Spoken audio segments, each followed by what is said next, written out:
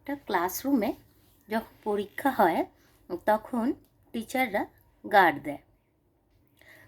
সেই টিচারের উদ্দেশ্য থাকে যাতে যে পড়ুয়ারা পরীক্ষা দিচ্ছে তারা যেন জীবনে সৎ হয়, সৎ মানুষ তৈরি হয়, অন্তত একটা ভালো মানুষ তৈরি হয়।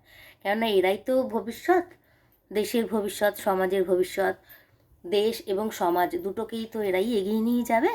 তাই জন্য টিচারদের, তাদের এটা চাকরি হলো, কিন্তু ওদের তাদের নিজস্ব নীতিতে থাকে যে তাদের এটা দায়িত্ব যাতে যারা ছোটরা আছে তাদের ভবিষ্যতে সৎ দিকে, সৎ পথে যাতে এগিয়ে নিয়ে যেতে পারে। এটা তাদের দায়িত্ব মনে করে যাতে তারা অন্তত ভালো মানুষ হয়, সৎ মানুষ হয়। কেন জীবনে তাদেরকেই চলতে হবে, তাদেরকেই সাফার করতে হবে যদি কোনো ভুল হয়। সেই জন্য তারা গার্ড দেয় যাতে তারা পরীক্ষাটা যাতে ভালো পথে দেয়, যাতে তাদের রেজাল্টটা যাতে ভালো আসে। এটাই আসলে গার্ড দেওয়ার উদ্দেশ্য।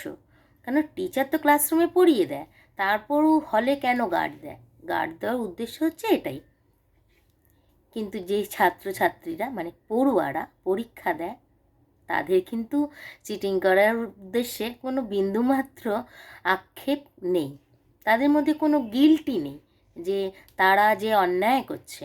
কেন এই ক্লাসরুমে যে চিটিংটা করে তারা হয়তো চিটিং করে রেজাল্টের নাম্বারটা ঠিক হয়তো চলে আসে, কিন্তু যখন তারা সেই নাম্বারটা তোলে তো একটা রেজাল্ট ভালো করার জন্য, কেননা সেই রেজাল্টটা তারা কোনো একটা জায়গায় শো করতে পারে যার উদ্দেশ্যে সে কিছু একটা করবে বলে।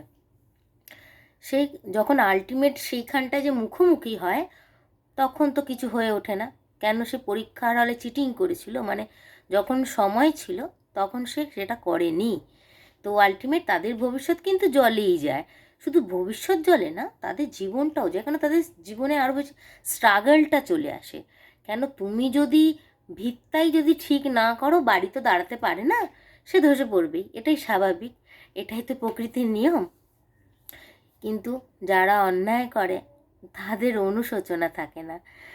এটাই হচ্ছে দুঃখ, যে যারা অন্যায় করছে তাদের কোনো অনুশোচনা নেই।